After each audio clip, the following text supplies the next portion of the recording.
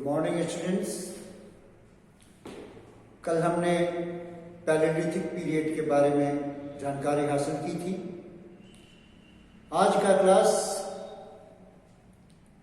Mesolithic period यानी कि मध्य पाषाण काल के बारे में हम आज जानकारी हासिल करेंगे। मध्य पाषाण काल जैसा कि नाम से विदित होता है, पाषाण काल के बीच में है। मेसोलिथिक वर्ड ही दो शब्दों को मिलकर बना है। मेसो मीन्स बीच का, लिथिक माने स्टोन और एज यानी कि मध्य स्टोन एज, मध्य पाषाण काल के ट्रांजिशन फेज है। ट्रांजिशन फेज यानी कि बीच की अवस्था है पैलेलिथिक पुरा पाषाण काल से नव पाषाण के बीच का। न्यूलिथिक के पहले और पैलेलिथिक के बाद यह काल मध्य पाषाण काल के नाम से जाना गया, जिसके बारे में जानकारी हासिल करें। इसका काल 8000 से 4000 बीसी के मध्य रखा गया है। ये डिफरेंट साइट्स, विभिन्न जो पुरातात्विक स्थल है मध्य पाषाण का, उसके आधार पर इसे 8000 से 4000 बीसी के बीच में रखा गया है। ये वह अवस्था है जबकि क्लाइमेट में चेंज होने लगा था। हमने देखा था कि प्लीस्टोसीन पीरियड के आखिर में क्लाइमेट गर्म हो चुका था, कंपैरेटिवली ह्यूमिडिटी कम हो गई थी और ड्राइनेस बढ़ रही थी। तो यह काल प्लीस्टोसीन के अंतिम में और होलोसीन के प्रारंभ में, होलोसीन यानी कि रिसेंट काल, क्वाटरनेल पीरियड के दो भाग हैं जैसा कल मैंने बताया था, एक प्लीस्टोसीन और होलोसीन। होलोसीन को ही हम रिसेंट भी कहते हैं। अब हम देखते हैं कहां कहां पाए गए हैं भारत में।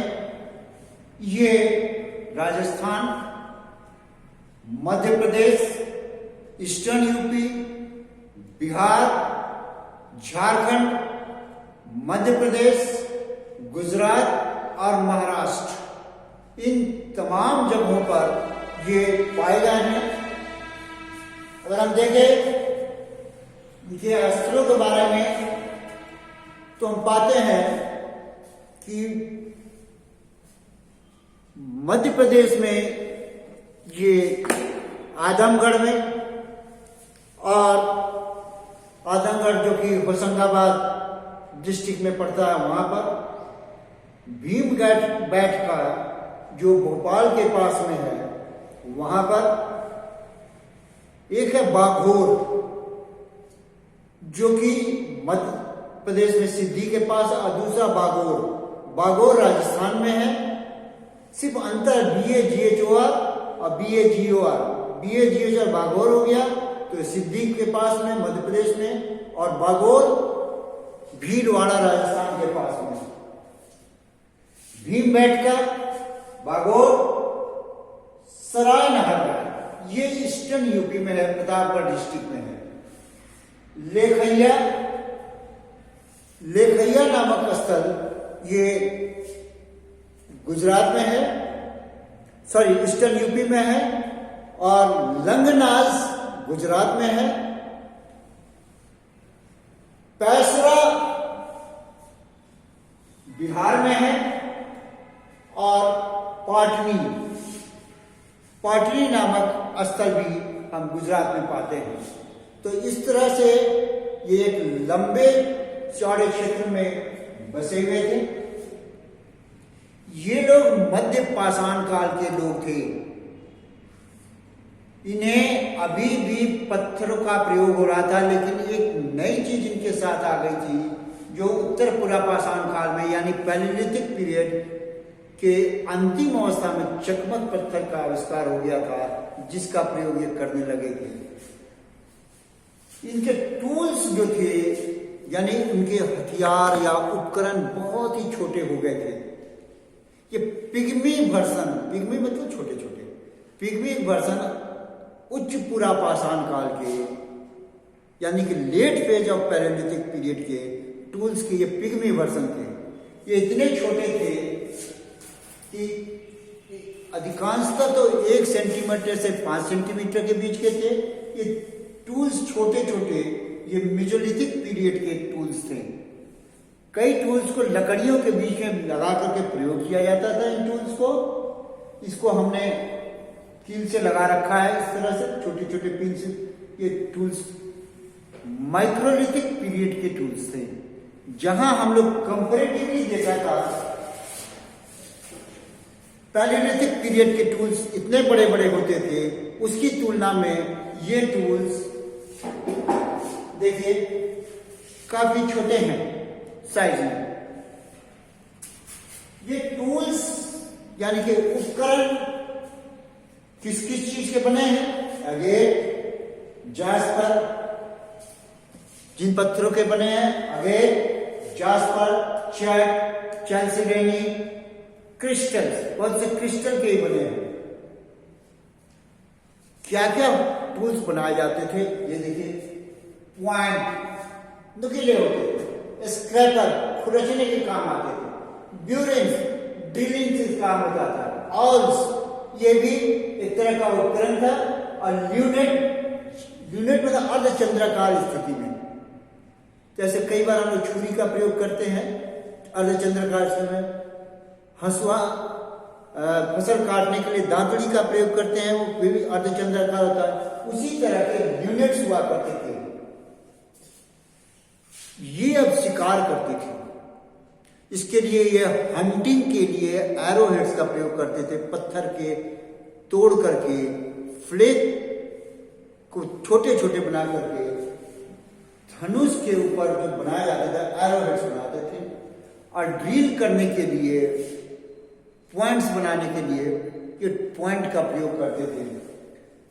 और कुछ ऐसे भी टूल्स पाए गए हैं जिन पे हैंडल लगाया गया था, या तो लकड़ी का और या हड्डियों के, जानवरों के हड्डियों के, छोटे छोटे जानवरों के हड्डियों को लगाते हैं।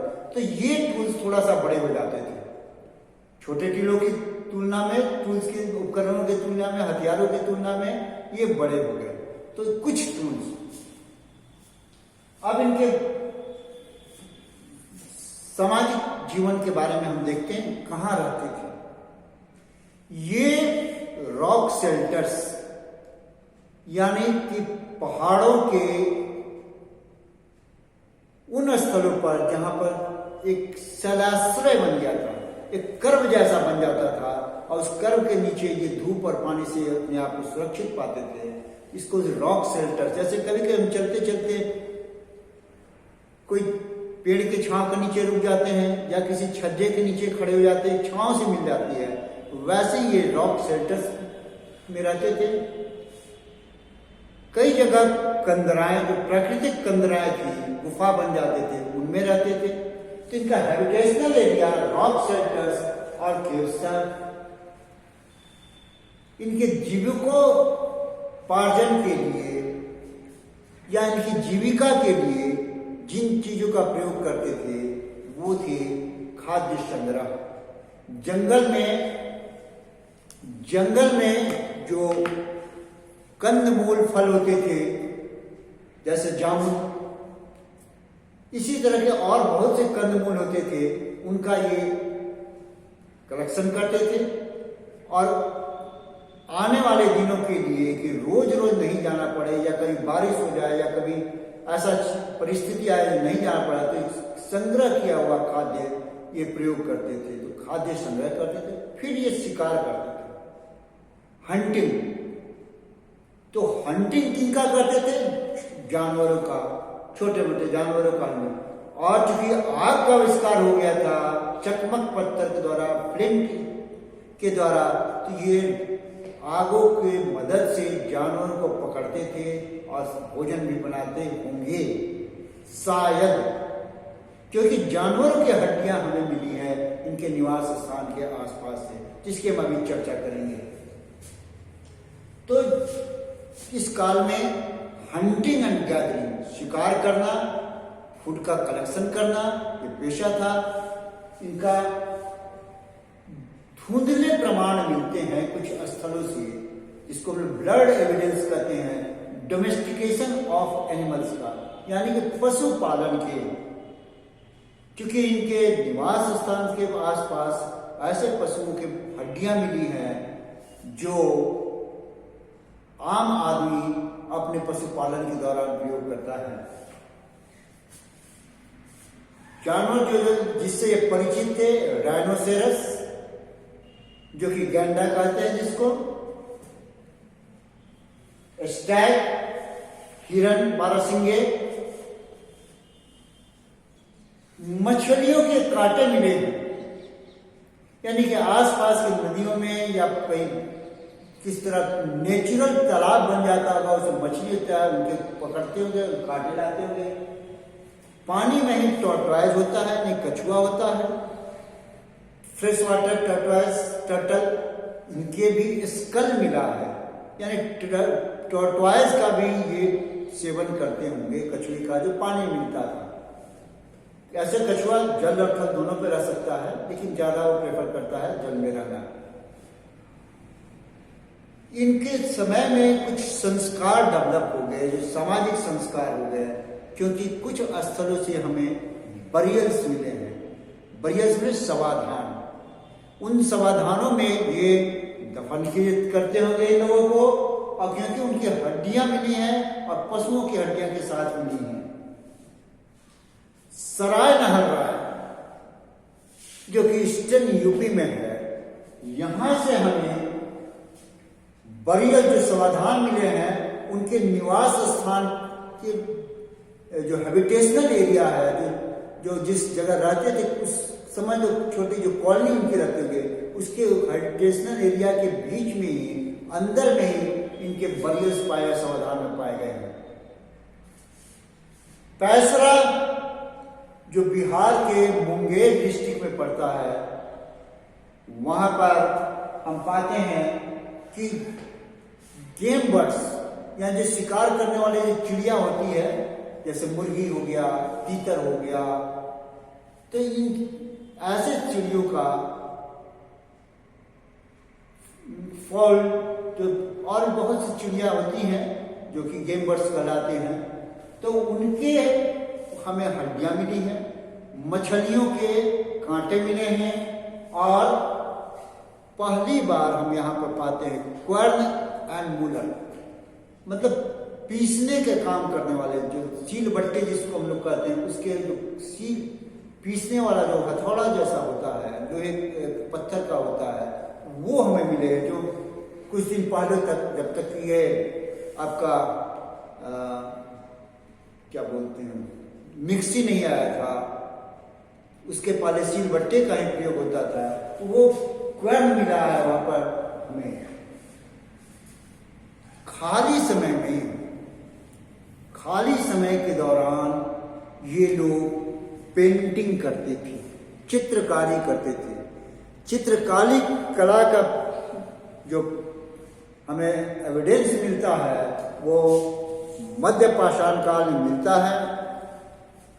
ये मूलतः दीवारों पर, कंदराओं में ये पेंटिंग करते थे, रॉक पेंटिंग करते थे, और जो प्रयोग करते थे, डिजाइन करते थे, वो लाल रंग के प्रयोग ज्यादा करते थे, लाल और काले रंगों का प्रयोग ज्यादा करते थे, कहीं कहीं पर हरा रंग का भी ये प्रयोग करते थे, और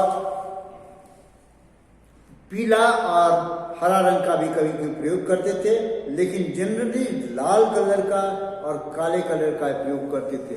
इनका विषय वस्तु क्या होता था, आपको विषय वस्तु के लिए हम आपको बताएं, ये वही करते थे जिनका वो शिकार करते थे या अपने बीच में रहते थे। लेकिन कि पेंटिंग को आप देख सकते हैं, ये पेंटिंग्स है, इसमें जानवरों को दिखाया गया है और इस तरह के पेंटिंग्स जो थे। एक और सुंदर नमूना हमारे पास उपलब्ध है।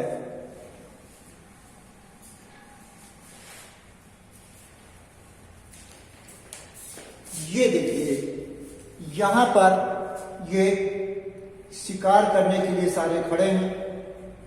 ये इनके रॉक पेंटिंग्स हैं।